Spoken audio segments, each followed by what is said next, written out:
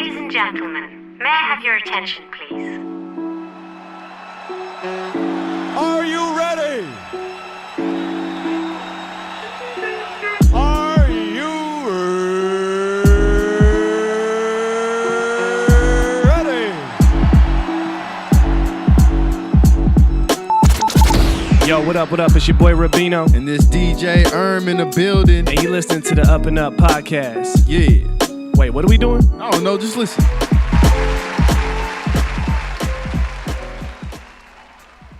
Yes. Welcome. What it do? Ladies and gentlemen, you're tuned into the UpNUp podcast. I'm your host, Rubino. And I'm DJ man. DJ Erm, how you doing, man? I'm good. I'm chilling. Let's go, Feel man. good. We gotta wake your game up, man. Man, man. All right. Yep. Come on, man. I'm woke. Okay. Yeah, for those of you first-time listeners out there, man, this is the UpNUp podcast where we strive to cultivate the culture. We bring people up here who share amazing stories, compelling stories, inspirational stories about how they're going after it, striving for their dreams, their goals, their visions, and staying on the up and up, right? Yeah, always. And we never come up short with the guests. Never. Right? Never. There's a couple action items on my list, right? I do want to shout out the listeners as we always do, but there's one particular listener I want to shout out right now. I just, I got pressed. I got pressed last week. I got pressed over the weekend. So I'm going to give you your shout out, bro. Shout out to my guy, Q-Tip. Happy belated birthday, my guy. Yeah. Yeah, we couldn't afford to lose Q-Tip as a lister. I couldn't. We couldn't have for that. sure. You got to give him the shout out. You got any shout outs? Any quick shout outs you want to give? Barber. Shout out to Barber. If you know who it is, lineup. yeah. Shout out Everybody to knows shout out to Erm's lineup. Can we get a round of applause for Erm's lineup real quick? Okay. All right. Getting out the way. With that being said, shout out to all the listeners, man. Thank you guys for the support, man. The viewers as well. We love you guys. We appreciate you guys, and we're gonna keep this rocking. And so, if you want to listen to the episodes, you know what to do.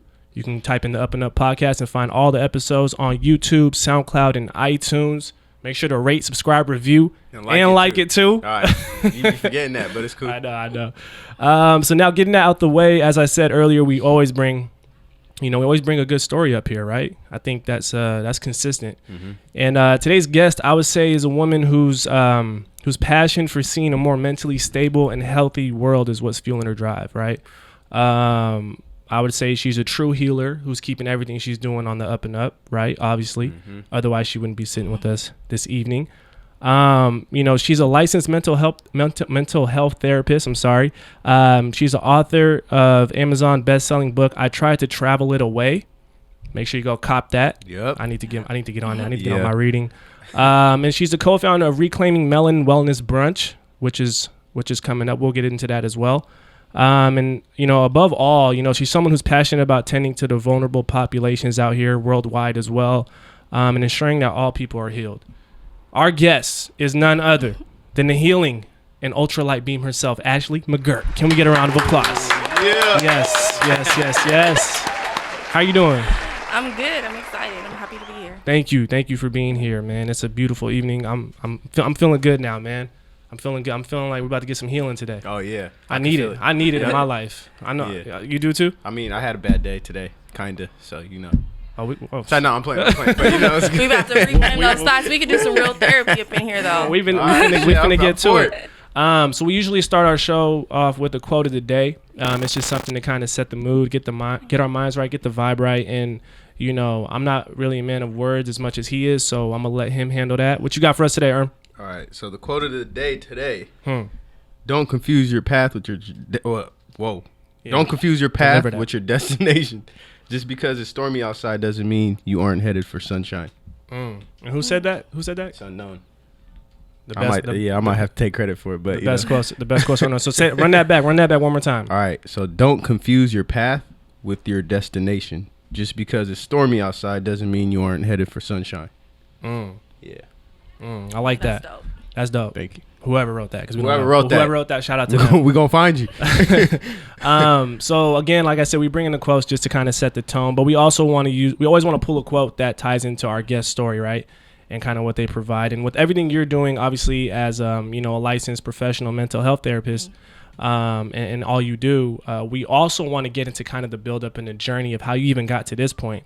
So if you can, just kind of take us through a little bit about kind of where you grew up and kind of your upbringing and where you're from and how that helps you kind of pave this path towards what you're doing now. All right, so I'm going to take y'all back. Take it back. Let's get it back. Let's We get gotta go back. Way back. Way back. Let's get So I actually grew up in Burien. Okay. But we claim it as Seattle. 'Cause, we don't really want to say Burien, but B-Town. Okay. And Bomb. Okay. But growing up in Burien, it was predominantly white, and my grandmother passed away at a young age, and I was severely depressed. I could not handle the loss of my grandmother. So my mom's like, okay, we got to get you in some counseling. She tried to find a therapist, and there were no black therapists at all. In Burien, Seattle, White Center, Tacoma, the whole King County, there was not a black therapist available. So I went to the white counselor. And here I am, 9 years old, explaining to this white woman what it's like to be a black person in America. And I'm 9 years old. That shouldn't be my role as a child, explaining to you what it's like to be a black person. She didn't understand the role of grandmother in black families.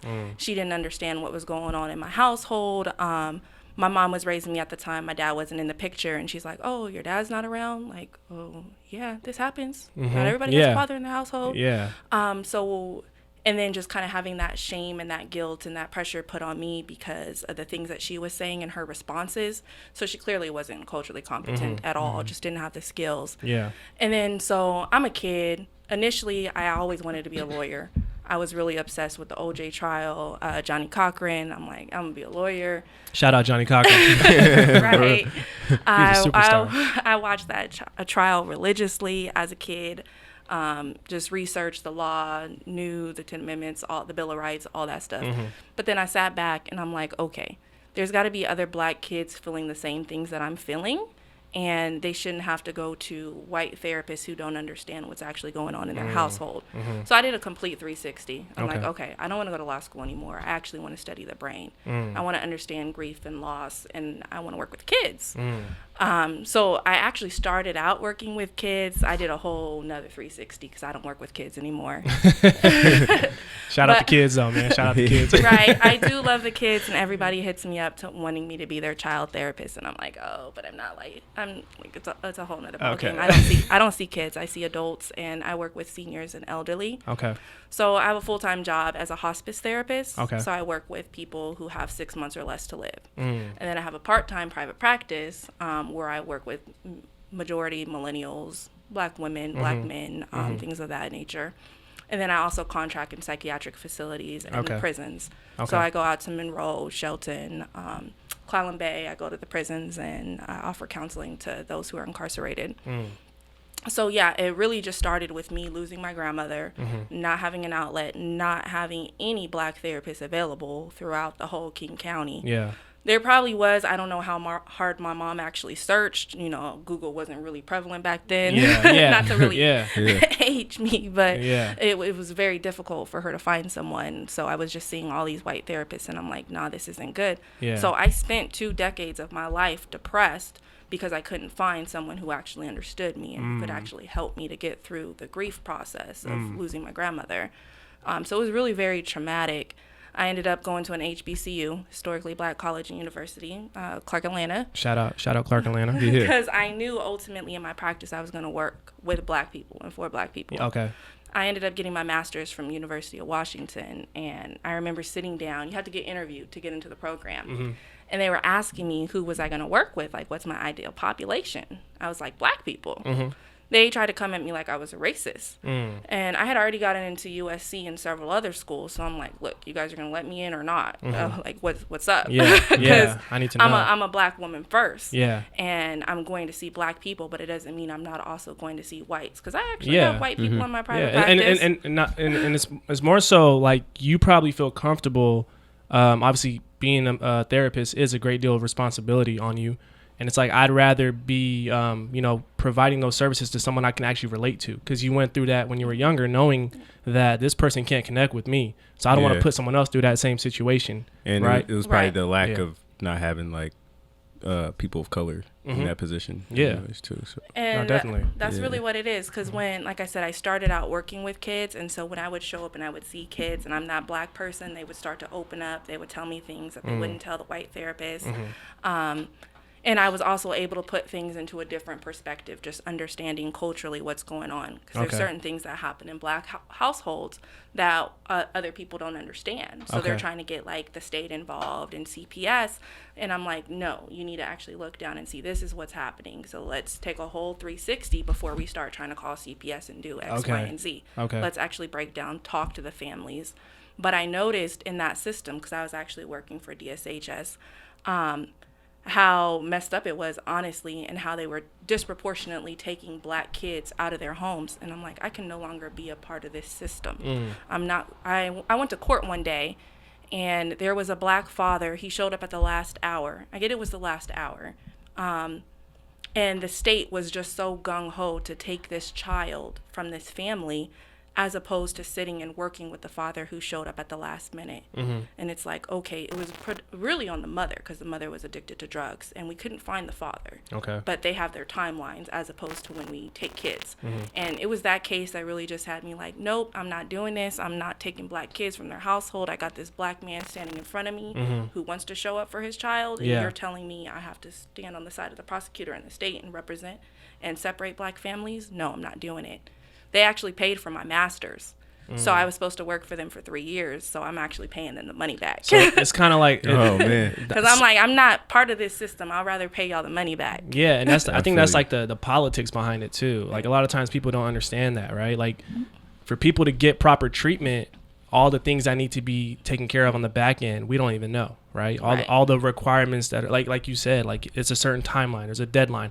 But honestly, I don't think there's a deadline on mental health, and when someone can say, okay, I'm healed or I'm ready, right? So you can't rush that process, right? Exactly. Okay. And that's the thing. I feel like, we're all millennials. We're young. We live in a microwave society. We want things now. We want to put it in the microwave. We want it done. We don't want to take time to put the pot on the stove, wait for things to boil and cook and really... The process. We want it fast. Yeah. And I see that with my clients. They're like, so when will I know that I'm healed? They ask me that all the time. Like, when will I be fixed? And I'm like, well, one, you're not even broken. Wow. So you're coming to me and I'm helping you to learn how to work with the pieces that you already have. But I don't see anybody as broken. But yeah, we really want things fast now. So I kind of want to get into it because I feel like it seems like you drew a lot of experiences from when you were a child, right? That pushed you into this avenue. But again, I feel like, it is a great deal of responsibility for someone to go into this practice. What moment was it, whether it was like maybe the first time you ever provided a therapy session to someone and maybe it didn't go as you thought it would have went, or maybe you did, another therapy session and it went really well. What was that moment for you when you said, you know what, this is my calling? Because there's a lot of times people think in theory, and then when it hits you in actuality is when you really take it, 110% and you go all the way. So was there a moment for you?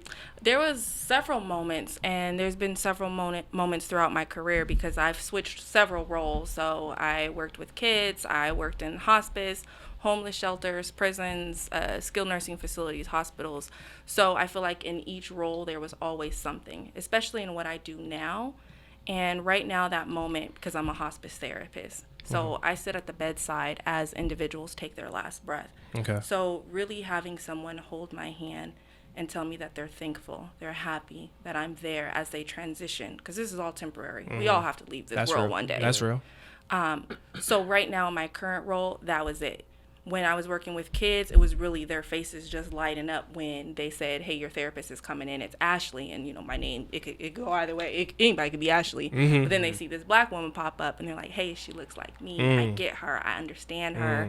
And they want to give me hugs. Yeah. So just that. And I miss it. I miss working with kids, but I also love everything that I do with hospice and working with adults as well. So it's like, I want to go back and forth. What's more complex? Is it working with kids or working with adults? Kids was tough because I wanted to take them all home. And I felt like I found myself in a place where I couldn't enjoy my own life because these kids were suffering. Then I felt like I'm going to this nice house and these kids are homeless. Then I'm like wanting to give all my stuff away. And I'm like, well, I can't. That's not realistic. I just can't be homeless just because other people are homeless. Yeah, definitely. But that was really tough because I felt bad. Yeah, and it's like you're not their mom or their dad too at the same time. So it's a little bit of, you don't want to overstep boundaries too when you're working with kids. I feel like, right? And that was the thing. I literally wanted to adopt them all. And then I'm like, okay, I can't go out to the mall because this kid right here doesn't even have $1. It was tough. Definitely. Yeah. So, That's real. like, you brought up how, like, we want everything fast and stuff these days, like millennials. So, I was wondering, like, how much do you think social media plays in, like, the role of exposing, like, mental health now a lot more? Because I hear about it a lot these days. It's popular. So. It's trending. Yeah, it's trending. It is. It's trending. It's trending, and sometimes for the wrong reasons because, I mean, social media is a tool. Everybody can create an Instagram, a Facebook, Twitter, all that good stuff, and then say that they're a clinician. They're all of a sudden therapists, and they didn't have the clinical background. They just have life experience. So they're putting these things out into the media that are actually destructive and harmful. So I have a lot of clients that come to me, and they're hearing things on social media that actually is impacting their mental health and well-being. And I have to tell them, no, this is a facade. This isn't real. Like, this person that says they've got this $1,000 house, like it's rented or their parents' house. Meanwhile, you're comparing yourself to that person, and then you're stressed out about the way that they look. And there's all these things that actually doctor how you look, Photoshop. So I'm often telling my young clients, like, really, it's a facade. And comparison is the thief of joy. You have to focus on yourself. Take social media breaks. I do love how we can put mental health out and we preach self-care, we preach all of these good things. So it's a double-edged sword. So it's really a balancing act and knowing, who are you following? Are you following the right person? Is this person really destructive? Where did they get their information from?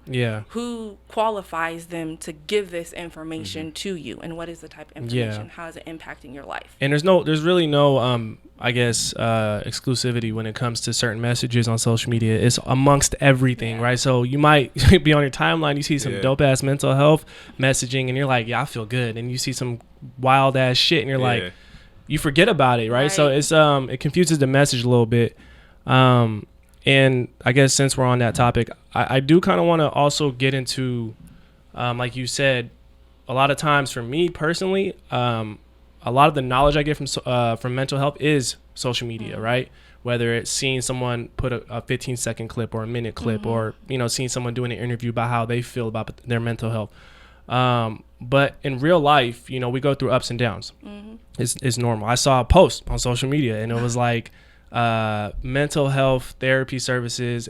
I forgot the amount of money it said, and then it said, just saying, hey, this should be like that sometimes. $0. Like it compared like it compared like just summing up. Can I say something about the money thing? Because people come at me all the time for the cost of my services. Talk about it. And especially us as Black people, we're all Black up in here. Yeah, for sure. I feel like we need to change how we invest our money and invest in our health, because this is a business at the end of the day. It cost me over $100,000 to get the degree that I have. So this is a job. I feel like people feel like, oh, I'm your girlfriend and we're sitting back talking. No, there's actual clinical skills and education. I had over 4,000 clinical hours that I had to put in to be able to do this job. That's real. So I need to be paid for it. You could pay $200 for a weave. Why can't you pay for a therapy session, which is going to impact your overall mental health and well-being? You're investing in yourself. Exactly. Yeah, for sure. So it's like we buy Jordans, we buy all of these things, but then it's like, nah, I'm not about to pay for a session. And everybody wants to ask me for discounts, or, you take Medicaid, Apple Health, all these different things, which I do offer sliding scales, because I'm not from a wealthy family. For sure. And I understand that I would not be able to necessarily pay for these services as a kid growing up. So I do accommodate that, but we also have to step up and be accountable. We buy toothbrushes, we buy deodorant, we buy all of these things. We have to support ourselves and invest in ourselves and stop talking about how expensive it is. What's more expensive is actually watching you sit at the bedside as you take your last breath, and you're charging hospice and all these other services that cost thousands of dollars, and then having to pay for a funeral that your family hasn't prepared for, and then you want to create a GoFundMe at the end of the day because you don't have the proper services in place. So we really need to reevaluate how we spend our money and invest, especially as a people. Yeah, I agree. I definitely agree with that. It's literally like just splitting like what's important, what's not, like material things. It's like somebody just buys a whole bunch of clothes because they don't feel good. Right. It's like you might as well just go to a therapist before you like. Oh, you gonna look? You gonna look fresh. No, you some gonna look people good. do that for their self-esteem. You know what I mean? Yeah, So that mirror gonna tell you something different. Right? It's gonna be like, yeah, you the man, but inside you're not. You know, not at that's all. real. And that's something we were talking about, like with the rest of the team before you got up here, was kind of figuring out why do we put such an emphasis on the external shit, right? Like. We use an example of like when it comes to sports. Oh, my jump shot's broke. I need to go to the gym. I gotta get my shot back. Yeah. At work, hey, you're underperforming. Okay, well, what do I have to do to make sure I'm performing to the high standards that I need to perform at? But when it comes to like what's going on internally, there's no sense of urgency at all. Why do you think that is? Because I see that all the time, even with myself. I can say that myself. Like I'd rather make sure everything's good on the outside, you know, because that's what we see.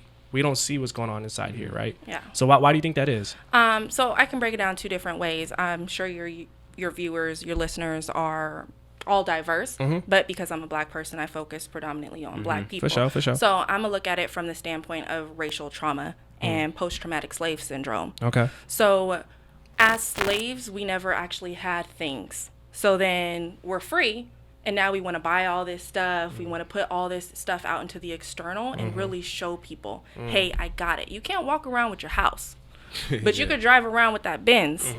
So it's really the psychological mindset of showing others and proving, hey, I made it. Yeah. I'm not a slave anymore. I'm free. Like, look it, I got this Gucci belt. Yeah. That's why I'm gonna tuck my shirt all the way down in my pants and be real extra. See the G. See the But G. it's really a slave mindset. For real. I agree. Just in terms of black people. And then overall, because it's not limited to black people, there's other cultures and races that do this as well. And really it just comes down to self-esteem, insecurity, depression, anxiety, all of this. So I'm going to buy these things and I'm going to show you that I'm worthy because we don't feel like we're worthy. Have you dealt with that personally with some of your, I guess, some of your clients or some of your patients where that's exactly what's going on? And when you tell them this message that you're telling us and everybody else who's listening, does it cut through? Sometimes it does. Majority of the time it does. It's that aha moment, like, dang. Especially because I focus a lot on racial trauma. Okay. And so how oppressive systems impact our mental health and well-being. And when I relate it back to slavery, and these are the things that the slave master were doing that now you're doing because your mother did it, and it's generational. It becomes a perpetual problem. They're like, oh, I see it. So how can I change? Because people don't know. So they need me to drop those breadcrumbs and give them the guides. Yeah. And so it's really a guiding, the aha moment. Sometimes clients are like, you know what, I'm going to keep doing what I'm doing. And there's actually one particular client where I'm like, okay, what are you doing? You're paying for these sessions out of pocket, but you're not making any changes. So why are you here? Yeah. Because you could call your girlfriend. I mean, you want to pay me, that's fine. But ethically, if you're not making progress, then I'm really just taking your money unnecessarily. That's so real. It's like, do you want healing or not? Because I'm not going to fight you for your and this isn't something to really kind of try to just play with, you know? Right. You know, you're playing with your time, but you're also playing with your time, you're playing with your money, and you're also playing with your mentals, you know, and if it's growing or not. No, that's real. That's real. So another thing is, like, there's some outside factors, obviously, that I think might affect mental health. Like, for example, like how it rains in Seattle, the weather, right? Or the food I eat. Like, does that have like an effect on yes, definitely. Environmental stimuli impact our mental health and well-being, and nutrition. What are we putting in our bodies? I always talk about this, especially as Black people, because we tend to be impoverished and lower income, so we can't necessarily afford all the good foods and the nutrition. Exactly. So oftentimes our kids are being overdiagnosed and misdiagnosed based on the diets. For instance, most kids are eating peanut butter and jelly sandwiches because you can get Wonder Bread for 99 cents. And then you're getting processed jelly, and it's all this sugar, which impacts your kid. And then you send them to school, and they're jumping up and down. They can't sit still. And then the teacher says, hey, they're ADHD, so let's medicate them. So it definitely goes down to nutrition as well as environmental stimuli, because some people, they get really depressed in the rain and other things. And if you're not seeing sunlight, then you're not really being upbeat or positive. No, that's real. And like that, I think there's statistics that actually show that Washington State has a high suicide rate due to the weather. It definitely does. Yeah. So I agree. And that's something you kind of touched on as well, was like the lack of I guess the affordability of healthcare, right? It's systemic. You can say healthcare in general, right? but mental health it. more so. It's like when you're in those sessions, and you know that, okay, this is my time with this person, right?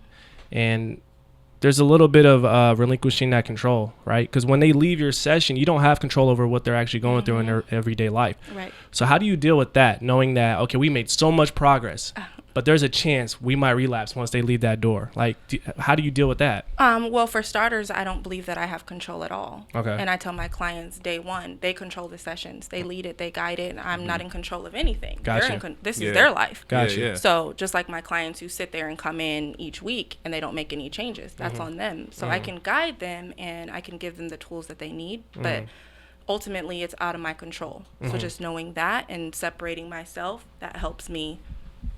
Okay. I mean, it's like, you're grown. This is on you. Yeah. I don't say it like that. I'm way more compassionate. For sure. I feel what you're I But just like to ultimately, simplify I shit, just tell them, like, this is your session. This is about you. If I'm going a direction that you're not ready to go, let me know and we can have a conversation about it. Okay. But this is for them. They're paying for it. It's their healing. It's their lives. So I want them to really guide the session. And I actually have a very thorough intake. And we go over their goals because I'm a solution-focused therapist. Okay. So it's like, why are you coming to me? What are you hoping to see? How will you know when things are different in your life? Okay. What's the whole point? So then, does that help you as well, kind of measure progress? It right? does. When you set those guidelines up front, like, hey, Yep. this is what are we trying to get out of this? Because I need to know how I can measure and track your progress. Because I was always curious about that. Like, how do you track whether or not they're getting better or if they're getting healthier? So that's actually a good way to do it. Goal setting. I like that just because, like, people don't really like to feel controlled. They like to, you know. I mean, Yeah, no, that's real. I'd feel comfortable. Like, if Yeah. you just said that, it was just like, you're guiding this. I'd be like, all right, I'll probably open up a lot more. So. Yep. And sometimes I'll ask, like, what do you want to talk about today? What do you want to get out of today's session?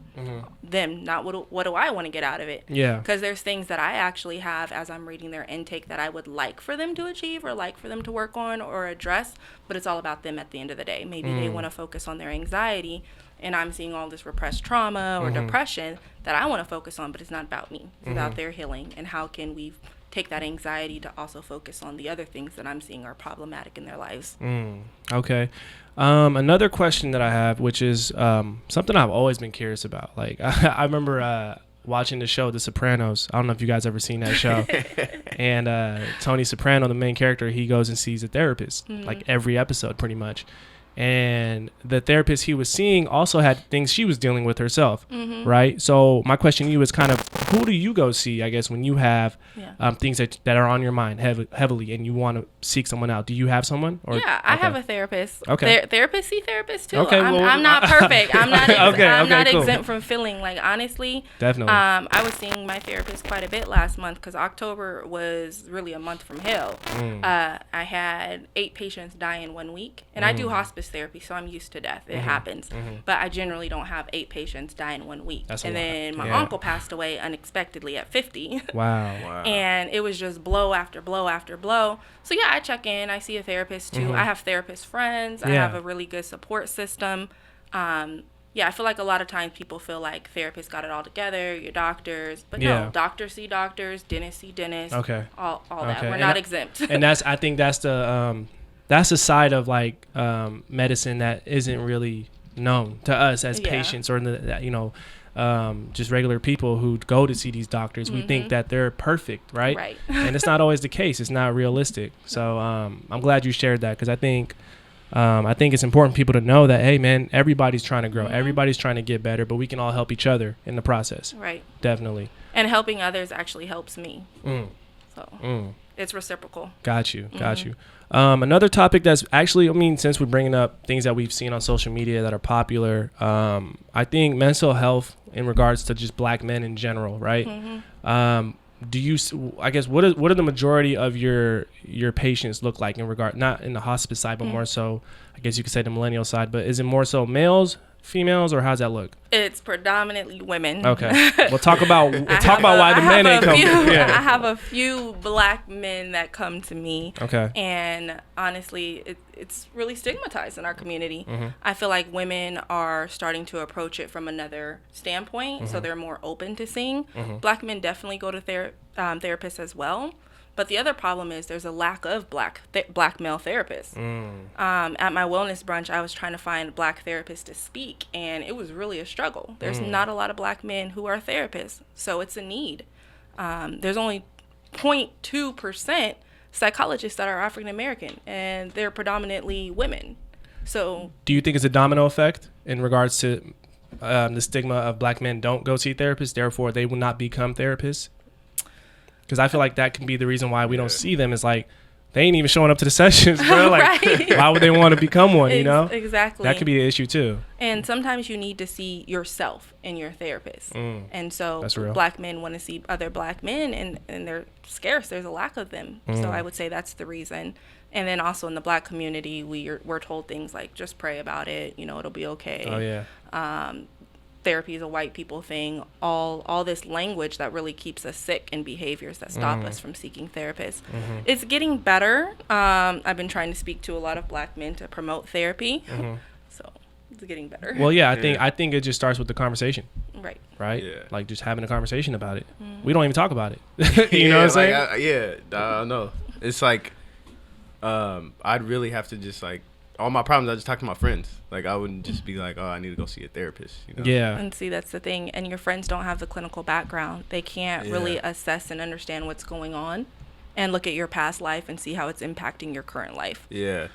And it's a biased perspective, too. Right. Exactly. Right. Right. Based on how they're feeling, right? Yeah. You're just going to, like, if he tells me some shit, I'm going to be like, yeah, you're right. Yeah. I'm pretty sure that's how you feel, you know, but I don't know shit. Like, you know. I guess it is about, because it does help to talk to your friends and family. Obviously, that helps. But like you said, there's certain things that can be revealed to you through the proper knowledge being brought down on you. Right. Right. I agree.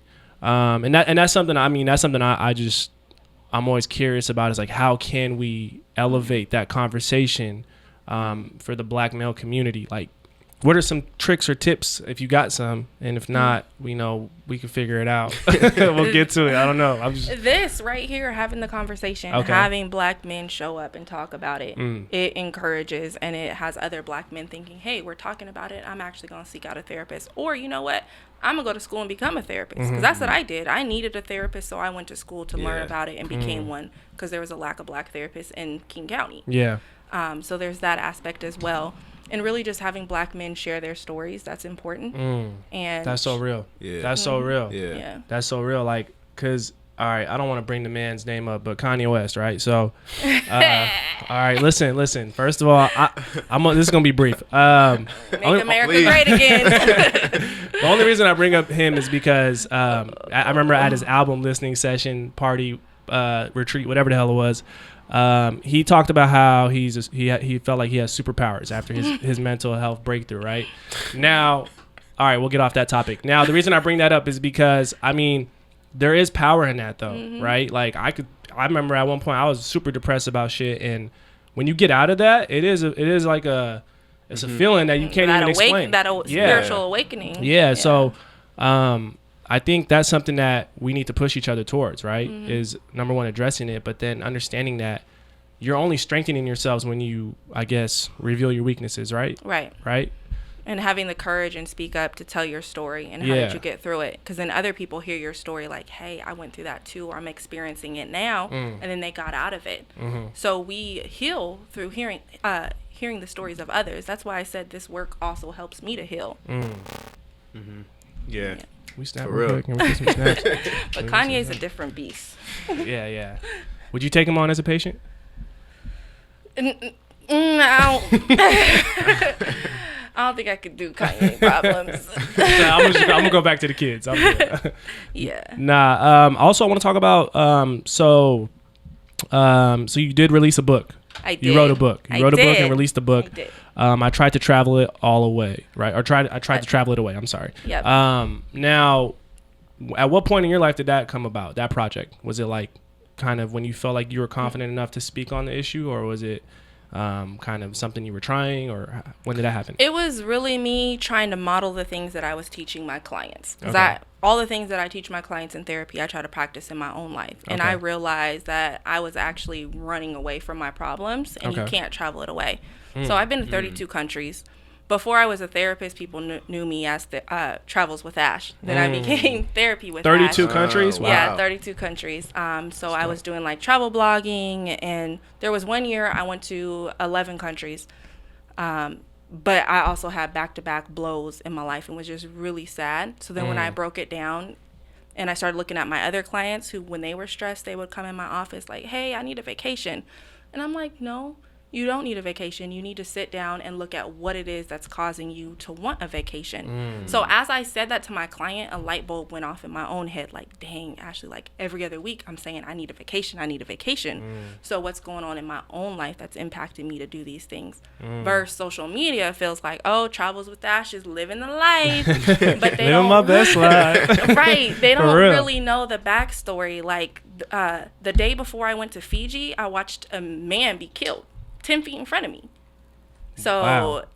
And I wasn't able to really talk about that story and how that actually impacted my mental health until I actually went to a therapist and healed through that trauma of that. And I feel bad for the babies every day who were at the park and witnessed the same thing that I witnessed, because I'm an adult. Yeah. And there were kids, and we all sat there and watched that happen 10 feet in front of us. And here I am, I grew up in Berrien. I'm like, I never seen murders, real life. Yeah. Like, No, I don't think it shouldn't be common to see that shit. Yeah. Right. And then so Seriously. people didn't see that story. They saw me in Fiji for the whole week, but Wow. they didn't realize what I was actually going through in Fiji as I was healing, and I'm relying on my support system, meditation, prayer, just to get through it. And that really inspired me to want to write the book. I tried to travel it away. And I implemented some of the same worksheets and the tools that I give to my clients. I like that concept too. And just bringing up the social media thing, like it's crazy because people talk about, oh, I want to be transparent on social media, right? To promote certain messages. I want to keep it 100, right? I want to keep it real and show people, hey, it's not all fun and games. Right. But at the end of the day, those platforms are conditioned to now, if you're not showing your best life, we don't care. Right. And yeah, maybe here and there we'll care about the, the real shit or like the hard times that you may have fell on. But that it's a tough thing it's a tough thing to do and actually grasp, and so that's I don't know, man. I just find it hard because I want to find a way to where we can be real on social media. I remember hearing Will Smith say it in an interview. Someone was like, yo, how the hell are you killing it on social media right now, right? You just started this shit and you're booming. And he just talked about, he's like, man, honestly, I just see the power in transparency, right? Obviously, Will Smith is always in a positive spirits and everything he shows is positive, but he's being super open and transparent more so than other of his counterparts, like whether it's other actors or other celebrities. So I think we need more transparency, like just real, keep it real, It's a balancing real. act because at the end of the day, nobody wants to log on to social media and see all of these negative things all the time. Like you're about to be put out, just all these things that are depressing and then impact me because then I'm feeling bad and I'm wondering how can I help you. So it's that level. And I honestly feel like we shouldn't put everything on social media. That's why we need to invest in therapists and have support groups because your whole life doesn't need to be on social media. Yeah. But it is important for other people to know, hey, you're experiencing life too. Hey, you went through this event. That's why I always speak out about a lot of the trauma that I went through from losing my grandma, a whole other life things that help people to understand, hey, she went through it, she got through it, she uses these tools, they actually work. Yeah. And I didn't require medicine. Yeah. No, Yeah. seriously. And I think that's what messes a lot of people up when they start taking pills and all that, and like it affects you kind of like it's interfering. It's kinda interfering with like the how natural you brought up process. with the food example. I feel like medicine's the same way. Like, Yeah. it can It mess you is. up. Yeah. Oh, There's hell yeah. literal foods, herbs that do the same exact thing that a pill can, but the money is in the medication. So that's just the way that the system is set up. Yeah. So we want to push all these drugs. 20% of all healthcare visits are mental and not physical, but your provider is going to push pills. Wow. Wow.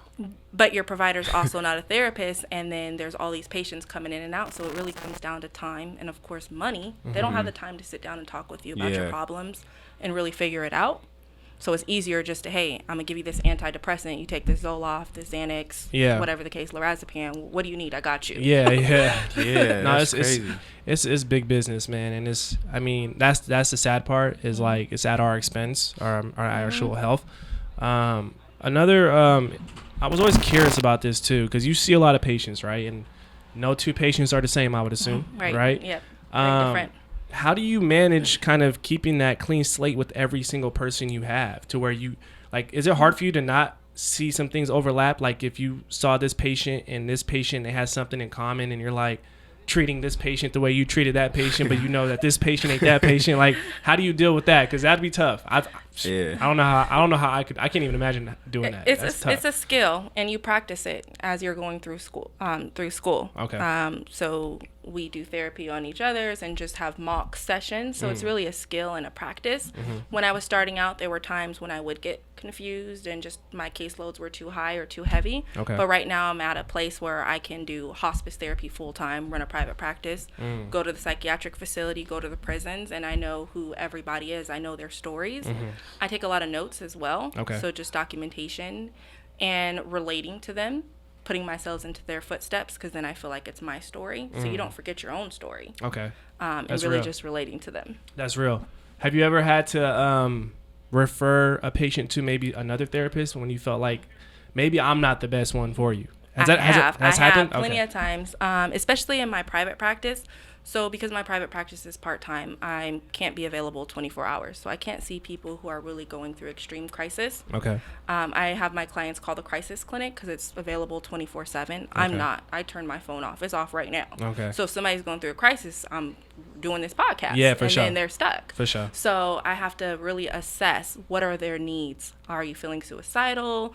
Do you have the tools that can help you outside of our session? If not, then you're really not the client for me. I have to refer you to maybe an agency or facility that has the staffing. Yeah. And then there's things that I'm not skilled in. I'm not a couples therapist. People come to me all the time. They want to do couples counseling. And I'm like, nah, I don't do relationship counseling. That's tough. That's a whole nother. That's a tandem. I focus on the individual. On the individual. I can't do that. Y'all two different worlds mixed together. I can't do that. Yeah, there's lots of things that I don't focus on. But then the things that I do focus on, there's a skill set for that. So, one, I can't handle everybody. I have a part-time practice. For sure. So I refer, one, just if I'm full. And then two, if it's something, also kids. I don't see kids. My practice isn't set up to see children. Yeah. So I refer to other therapists. Yeah, and you got to know who you are as a therapist too, right? Right. Like that helps. That helps making sure you can be consistent and actually progress. So I like that. Man, we could talk all day. I swear. I don't know. We could talk all day. Now, again, one of the homies was actually asking the question, and is there a simple way to kind of normalize us who don't know anything about mental health or haven't addressed it? Is there a way for, like, maybe some tips or tricks for us aside from just talking about it? I don't know, breathing exercises. I don't know what it is, but is there things that we can do for the listeners and the viewers and us in the room right now to just take those strides day by day to get better at it and open up? Because it's not overnight. Like, I guarantee you, just because of this episode tomorrow, we ain't gonna be like super expressive and open. So what are some things for the listeners and viewers that they can do? I would say focus on one thing at a time. Just take it day by day. Oftentimes my clients come to me with huge list of things that they want to work on, and then I have them narrow it down, like, no, pick your top 3. Okay. And they pick their top 3, and then we kind of identify one to work on. And really just start with positive affirmations. The law of attraction is real. So starting your day with something positive. I'm going to have a good day. I'm successful. I'm beautiful. Speaking these things into existence, because we can either speak life or speak death. Like, there's really power in words and how you start your day. And also really looking at your routine, having a strong routine, a strong morning routine. We talked a lot about social media. Sometimes that means unfollowing the Shade Room, World Star Hip Hop. I actually unfollowed him. Hey, I'm making strides. I'm making strides. But my friends tag me. I know. I can't avoid it, but I ain't following them.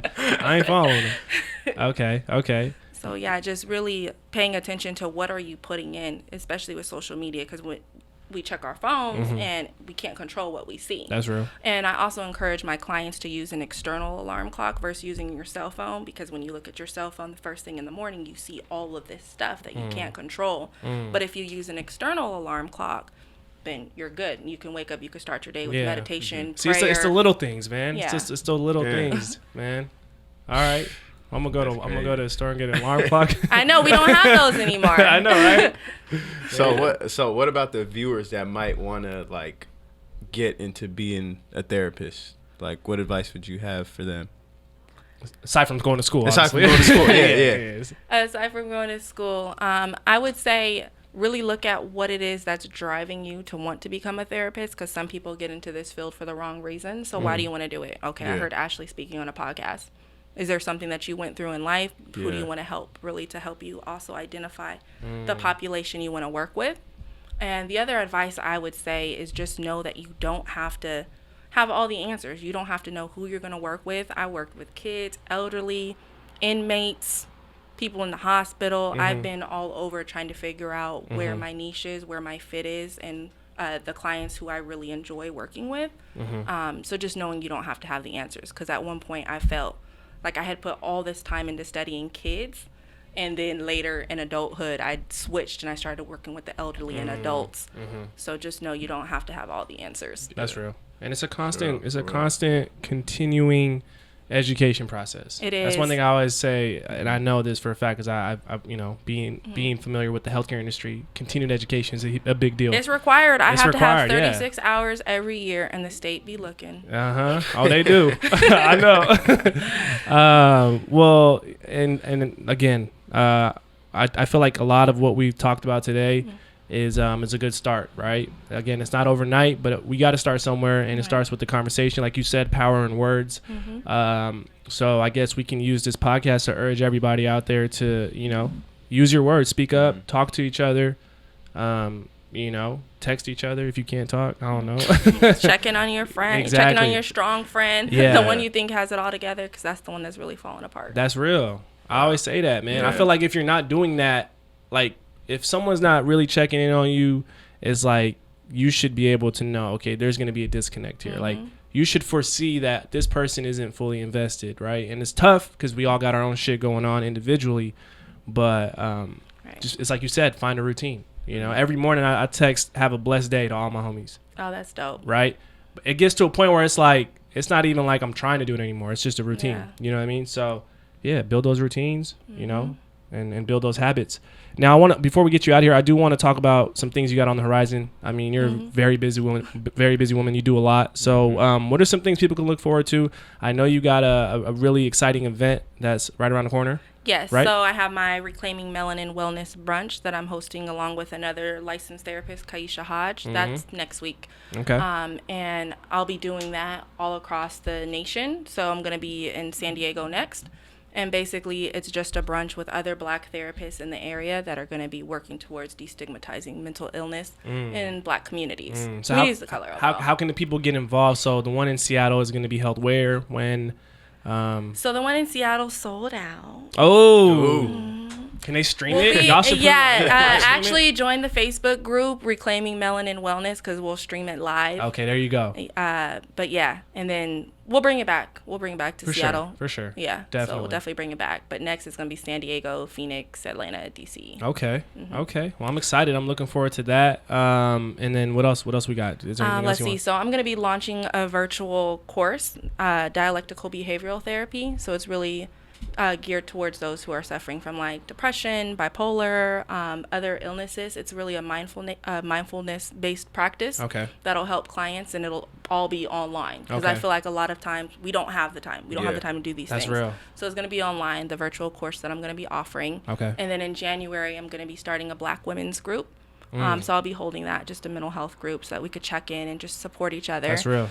Support is key. Right. Yeah. Support is key. Because we're all in this together. Oh man. Yeah. And I think the sooner you realize that, the easier things will kind of be for you. That's real. I feel that's how I feel, honestly. Well, okay. Well, I guess I always ask this question to all our guests. What you got? Before you do that, where can people find you? Oh, Twitter, IG. Therapy with Ash, IG. I don't have Twitter. Oh, it's all good. But whatever you got. So Therapy with Ash, and then I have my Facebook business page. You could just type Ashley McGirt, AshleyMcGirt.com. Okay. That's where I'm at. Okay, and they'll pull up on you. We'll make sure. Therapy with Ash. Yeah, for sure. And we'll make sure to plug all those handles as well. All right. But yeah, so this question I always ask is just something to kind of sum up everything we've talked about, but also it's gonna really cast what's ahead, right? Okay. Moving forward. So if you can, What's everybody thinks it's crazy. What's one word to describe what keeps you on the up and up? What's one word? You can explain it. And too. you can explain it. We always explain forget to say that. Y'all but and yeah. tell me this part. What keeps me on the up and up? I will say compassion. Compassion is really the driving force behind everything that I do. And when you look at what compassion means, it literally means to suffer with, while having the desire to help at the same time. Wow. It's an emotional response to sympathy, and having that compassion helps me to be able to do this work with hospice, with my clients day to day, and it really pushes and motivates me to continue to want to help, and it's reciprocal. So helping them also helps me. Compassion. Wow. That's real. That's the first. I think that's the first time we Oh, heard it's first compassion. compassion. Yeah, I like that, and I like how That's fitting, I though. like how it was defined as we're also suffering with you. Yeah. But at the same time, we feel for you at the same Yeah. time. And help, because that's And the key yeah, help. part. Helping. And desire to help. And Yeah. I'm a helper. I'm in the thick I'm a of- healer. Yeah, I'm in Yeah. there with you. Yeah. That's Yeah. what it is. I like that. Well, all right, Ashley. Well, thank you. Man, it's crazy. We wish you so much success. You got so For much real. going on, man. Thank you. and Yeah. and I think you have a very powerful message, a very powerful platform, and we wish you nothing but success and blessings moving forward. And you know, whatever you need from us, let us know. We're definitely tapped in. And I think it's official. Ashley McGirt is actually, make sure y'all go get that book too. Oh, I tried to travel it away. Go on Amazon, wherever you can get books. Go get that, man. Go support. But yeah, it's official. Ashley McGirt is a member of the Up and Up. Can we get a round of applause?